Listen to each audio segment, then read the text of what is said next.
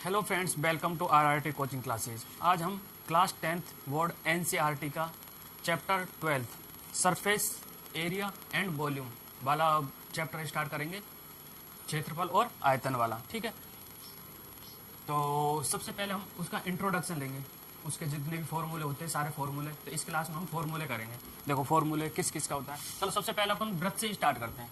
देखो सबसे पहले वृत्त ले लो। वृत्त क्या होता है? वृत्त क्या होता है? एक सर्कल, ये अपना वृत्त है, ये केंद्र है, इसकी ये त्रिज्या है। ठीक है, तो वृत्त का क्षेत्रफल का सूत्र क्या होता है? वृत्त का क्षेत्रफल यानी circle area of circle, area of circle, इसका फॉर्मूला होता है पाई आर स्क्वायर।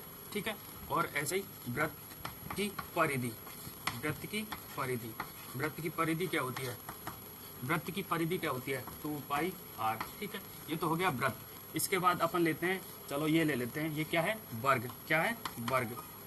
ऐसे ही वर्ग का एरिया, वर्ग का एरिया यानी क्षेत्रफल क्या होता है? वर्ग क्या होता है? जिसकी चार भुजाएं समान होती है। जैसे भुजा क्या है? ए, तो चारों भुजा ए होंगी क्योंकि समान है, तो इसका क्षेत्रफल होता है ए स्क्वायर।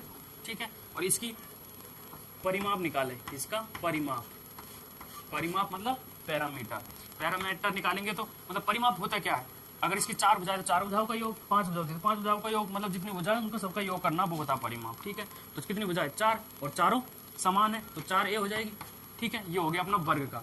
ऐसे ही अपन निकालेंगे आयत का। आयत क्या होता है? जिसके आमने सामने एक भुजा समान होती है। मान लो अपन इसको बी मान लेते हैं तो ये भी बी होगा, होगा नहीं होगा? इसको ए मान लेते हैं तो ये भी ए होगा। ठीक है, तो इसका क्षेत्रफल क्या हो जाएगा? इसका क्षेत्रफल एरिया क्या हो जाएगा? लंबाई इंटू चौड़ाई, ये लंबाई इसकी, ये चौड़ाई है ना, तो ए इंटू बी। परिमाप क्या हो जाएगा? परिमाप पैरामीटर क्या हो जाएगा? देखो चारों भुजाओं का ऐड करना है, वही तो होता परिमाप, तो कर दो।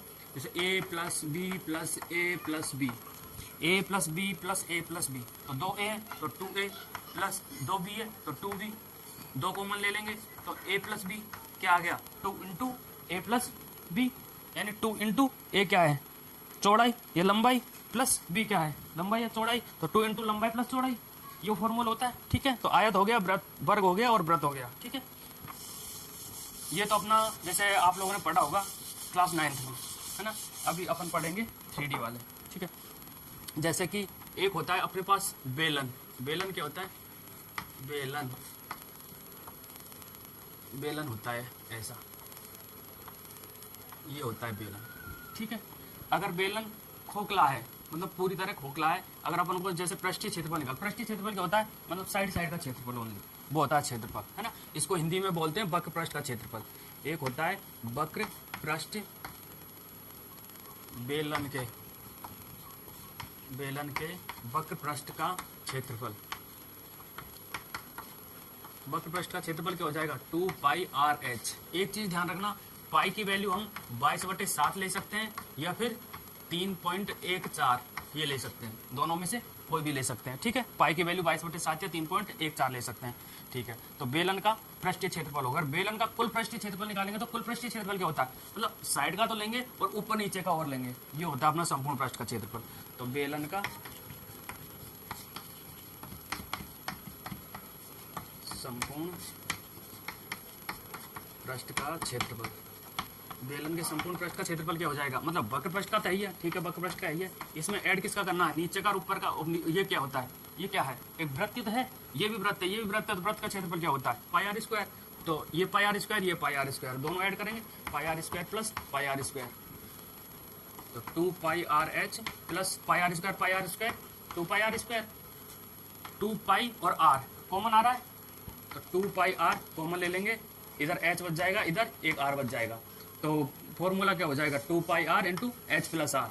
ये हो गया अपना संपूर्ण पृष्ठ का क्षेत्रफल, है ना। तो बेलन के वक्र पृष्ठ का क्षेत्रफल का सूत्र हो गया, बेलन का संपूर्ण पृष्ठ का क्षेत्रफल हो गया। अब बेलन का वॉल्यूम, वॉल्यूम मतलब आयतन, तो बेलन का आयतन,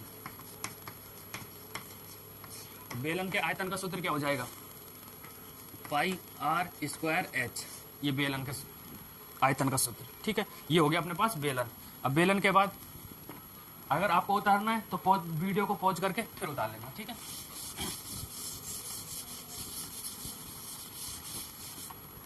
बेलन के बाद ले लेते हैं अपन एक गोला। गोला गोला कैसा होता है? ऐसा गेंद के आकार का गोला, गेंद को बोलते हैं। या तो गेंद ले लो, मतलब गोलाकार कोई भी चीज ले लो, वो गोला होगा, ठीक है। गोला होता है गेंद के जैसा, ठीक है। तो अब गोले का क्षेत्रफल निकालेंगे। गोले का क्षेत्रफल, तो गोले का क्षेत्रफल का सूत्र क्या हो जाएगा? क्षेत्रफल का सूत्र होता है 4πr², ठीक है। और फिर गोले का आयतन, गोले का आयतन का सूत्र होता है, गोले का आयतन का सूत्र होता है 4/3 πr⁻3 πr³ 4/3 πr³। ये गोले का आयतन होता है और गोले का क्षेत्रफल क्या होता है? 4πr², ठीक है।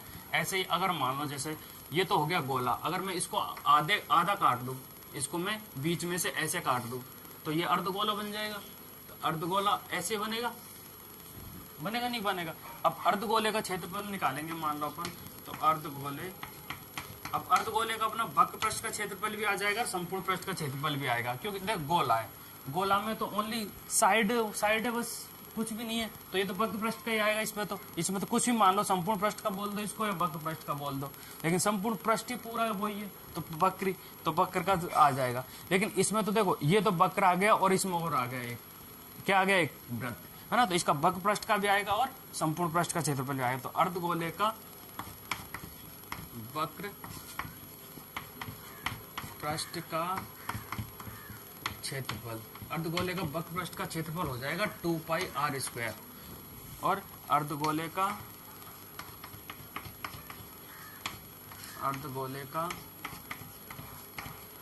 संपूर्ण पृष्ठ का क्षेत्रफल, तो अर्धगोले का संपूर्ण पृष्ठ का क्षेत्रफल क्या हो जाएगा? 3πr²। अब 3πr² कैसा हुआ? देखो 2πr² तो वक्र पृष्ठ का ही है, और इसमें एक वृत्त और जुड़ गया, तो एक वृत्त का क्षेत्रफल क्या होता है? πr²। तो 2πr² प्लस πr² कितना? πr² हो गया, 3πr²। ऐसा ये संपूर्ण पृष्ठ का क्षेत्रफल हो गया, ठीक है। गोले का हो गया, अर्धगोले का हो गया। इसके बाद क्या बचा? इसके बाद अपना बचा शंकु। शंकु कैसा होता है? शंकु को इंग्लिश में बोलते हैं कॉन। क्या बोलते हैं? कॉन, CONE, शंकु। शंकु कैसा होता है? ऐसा, है ना। अपने बर्थडे में टोपी लाते हैं, टोपी ऐसी होती है ना, हाँ, वो वाला, उसी को शंकु बोलते हैं, ठीक है। ऐसी साइज होती है। अब इसकी जो ये तिरछे वाली लाइन होती है, इसको बोलते हैं L। इसको हिंदी में बोलते हैं तिर्यक ऊंचाई। हिंदी में क्या बोलते हैं? तिर्यक ऊंचाई या तिर्यक लंबाई, ठीक है, तिर्यक लंबाई। और ये नीचे वृत्त है, नहीं है, ये नीचे वाला वृत्त है, तो इसमें ये त्रिज्या हो जाएगी R, है ना। और इसकी हाइट कितनी हो जाएगी? देखो इधर से इधर तक ये पूरी हाइट है, इसको बोलेंगे H, या फिर बोल दो ऊंचाई, हाइट। ये हो गई ऊंचाई, ठीक है। तो अभी अपन निकालते हैं शंकु का क्षेत्रफल, शंकु के क्षेत्रफल का सूत्र। शंकु के क्षेत्रफल, अब शंकु का क्षेत्रफल भी दो होगा, एक तो वक्र पृष्ठ का होगा और एक संपूर्ण पृष्ठ का होगा। तो शंकु के क्षेत्रफल ले लेते हैं। शंकु के क्षेत्रफल में पहले ले लेते हैं वक्र पृष्ठ का क्षेत्रफल। वक्र पृष्ठ का क्षेत्रफल, तो वक्र पृष्ठ का क्षेत्रफल का सूत्र होगा, का क्षेत्रफल होगा πrl। तो शंकु के वक्र पृष्ठ का क्षेत्रफल क्या हुआ? πrl। ऐसे ही शंकु के संपूर्ण पृष्ठ का क्षेत्रफल क्या हो जाएगा? संपूर्ण पृष्ठ का क्षेत्रफल, संपूर्ण पृष्ठ का क्षेत्रफल का सूत्र क्या हो जाएगा? देखो πrl वक्र पृष्ठ का चाहिए, इसमें क्या और जुड़ रहा है? एक वृत्त, इसको और जोड़ दो, πr²। अब कॉमन ले लो, क्या कॉमन आ रहा? πr, इसमें से क्या बचा? L, प्लस इसमें से क्या बचा? R। तो ये संपूर्ण पृष्ठ का क्षेत्रफल हो गया, ठीक है। ये अपना संपूर्ण पृष्ठ का क्षेत्रफल हो गया। अभी निकालना अपन को क्या? शंकु का आयतन। तो शंकु